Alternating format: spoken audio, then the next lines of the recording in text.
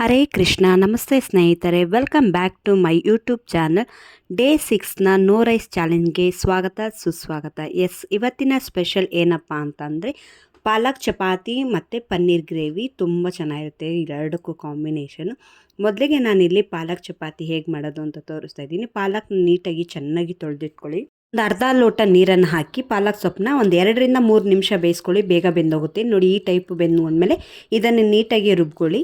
ಇಲ್ಲಿ ಮೊದಲಿಗೆ ನಾನಿಲ್ಲಿ ಗೋಧಿ ಹಿಟ್ಟಿಗೆ ರುಚಿಗೆ ತಕ್ಕಷ್ಟು ಉಪ್ಪು ಮತ್ತು ಜೀರಿಗೆಯನ್ನು ಹಾಕ್ಕೊತಾ ಇದ್ದೀನಿ. ಪ್ರತಿ ಸತಿ ಚಪಾತಿ ಮಾಡಬೇಕಾದ್ರೆ ಜೀರಿಗೆಯನ್ನು ನಾನು ಬಳಸ್ಕೊತೀನಿ. ರುಬ್ಬಿರುವಂಥ ಪಾಲಕ್ ಸೊಪ್ಪನ್ನು ಕೂಡ ನೀಟಾಗಿ ಇದಕ್ಕೆ ಹಾಕ್ಕೊಂಡು ಕಲಿಸ್ಕೊಬೇಕು. ನೋಡಿ, ಈ ಟೈಪು ಒಂದು 2 ಅವರ್ ಇದನ್ನು ನೆನೆಯೋದಕ್ಕೆ ಬಿಟ್ಬಿಡಿ.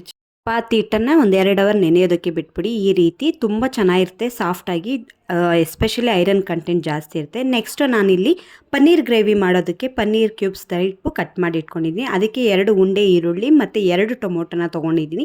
ನೆನೆಸಿರೋ ಅಂಥ ಗೋಡಂಬಿ ಒಂದು 10-12 ಮತ್ತು ಬ್ಯಾಡಗಿ ಮೆಣಸಿಕಾಯಿ ಒಂದು 3-4. ಒಂದು 2 ಅವರ್ ಮುಂಚೆನೇ ನೀವು ಮಾಡೋಕ್ಕೂ ಮುಂಚೆ ನೀಟಾಗಿ ನೆನಾಕಿಟ್ಕೊಂಡ್ರೆ ತುಂಬ ಚೆನ್ನಾಗಿರುತ್ತೆ. ಮೊದಲಿಗೆ ನಾನಿಲ್ಲಿ ಈರುಳ್ಳಿನ ಕಟ್ ಮಾಡಿ ಇಟ್ಕೊಂಡು ನೀಟಾಗಿ ಅದನ್ನು ಪೇಸ್ಟ್ ಮಾಡಿ ಇಟ್ಕೊತಾ ಇದ್ದೀನಿ. ನೋಡಿ, ಈ ಟೈಪು ಪೇಸ್ಟ್ ಮಾಡಿ ಇಟ್ಕೋಬೇಕು.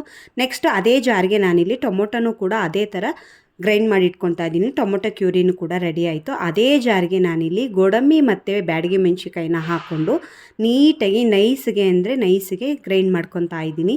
ತುಂಬ ಚೆನ್ನಾಗಿರುತ್ತೆ. ನೋಡಿ, ಈ ಟೈಪು ಎಷ್ಟು ಚೆನ್ನಾಗಿ ತಿಕ್ಕಾಗಿ ಕಾಣಿಸುತ್ತೆ. ನೆಕ್ಸ್ಟು ನಾನು ಪನ್ನೀರ್ನ ಒಂದು ನೀಟಾಗಿ ರೋಸ್ಟ್ ಮಾಡಿ ಇಟ್ಕೊಂಡ್ಬಿಟ್ಟು ಒಂದು ಸೈಡ್ಗೆ ಇಟ್ಕೊತಾ ಇದ್ದೀನಿ. ಬಾಣಲಿಗೆ ಒಂಚೂರು ಚಕ್ಕೆ, ಲವಂಗ, ಒಂದೇ ಒಂದು ಪಲಾವ್ ಎಲೆನ ಹಾಕ್ಕೊಂಡು ಅದಕ್ಕೆ ಗರಂ ಮಸಾಲ, ಅಚ್ಕಾರದ ಪುಡಿ, ಧನಿಯಾ ಪುಡಿ, ಒಂದು ಸ್ವಲ್ಪ ಚಿಟಿಕೆಯಷ್ಟು ಪನ್ನೀರ್ ಮಸಾಲ ಇದ್ದರೂ ಓಕೆ, ಇಲ್ಲ ಅಂದರೂ ಓಕೆ. ಇಷ್ಟನ್ನು ನಾನು ಎಣ್ಣೆಗೆ ಹಾಕಿ ನೀಟಾಗಿ ಎಣ್ಣೆ ಒಳಗಡೆ ನೀಟಾಗಿ ಬಾಡಿಸ್ಕೊತಾ ಇದ್ದೀನಿ.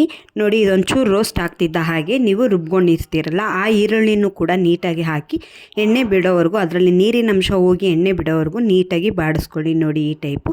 ಇದಾದ ನಂತರ ಟೊಮೊಟೊ ಕೂಡ ಅದಕ್ಕೆ ಹಾಕ್ಕೊಂಡು ನೀಟಾಗಿ ಒಂದು 2 ನಿಮಿಷ ಬೇಯಿಸ್ಕೊತೀನಿ.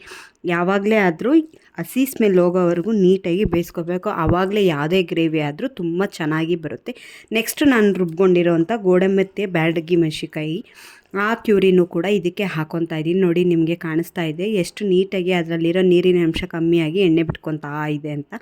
ಇದಕ್ಕೆ ರುಬ್ಬಿರೋವಂಥ ಈ ಮಿಶ್ರಣನೂ ಕೂಡ ಹಾಕ್ಕೊಂಡು ಅದಕ್ಕೆ ರುಚಿಗೆ ತಕ್ಕಷ್ಟು ಉಪ್ಪು ಹಾಕಿ ನೀಟಾಗಿ ಒಂದು 2-3 ನಿಮಿಷ ಬೇಯಿಸ್ಕೊಡಿ ಸಾಕು. ನೀಟಾಗಿ ಒಂದು ಚೂರು ತಿಕ್ನೆಸ್ ಬರೋ ಹಾಗೆ ಮಾಡ್ಕೊಳ್ಳಿ. ನೆಕ್ಸ್ಟು ನೀವು ಪನ್ನೀರ್ ಕ್ಯೂಬ್ಸನ್ನು ಹಾಕಿ ಒಂದು 2-3 ಸತಿ ಬೇಯಿಸ್ಕೊಂಡ್ರೆ ಸಾಕು, ರೆಡಿ ಆಗಿಬಿಡುತ್ತೆ. ಇದಕ್ಕೆ ನಾನು ಲಾಸ್ಟಿಗೆ ಇದಕ್ಕೆ ಮೇಥಿ ಸೊಪ್ಪನ್ನು ಕೂಡ ಹಾಕಿ ಒಂದು 2 ಚಮಚದಷ್ಟು ಮೊಸರನ್ನ ಹಾಕಿ ಒಂದು ಸತಿ ಸೌಟಾಡಿಸ್ತೀನಿ. ನೆಕ್ಸ್ಟು ನಾನಿಲ್ಲಿ ಚಪಾತಿನ ರೆಡಿ ಮಾಡ್ಕೊತಾ ಇದ್ದೀನಿ. ನೋಡಿ, ಆ ಟೈಪಲ್ಲಿ ನೀಟಾಗಿ ಚಪಾತಿ ಎಷ್ಟು ಚೆನ್ನಾಗಿ ಗ್ರೀನ್ ಕಲರ್ ಆಗಿ ಬಂದಿದೆ. ರೆಡಿ ಟು ಈಟ್ ಅಂತ ಪಾಲಕ್ ಚಪಾತಿ ಆ್ಯಂಡ್ ಪನ್ನೀರ್ ಗ್ರೇವಿ ರೆಡಿಯಾಗಿದೆ. Thanks for watching my YouTube channel. Keep supporting.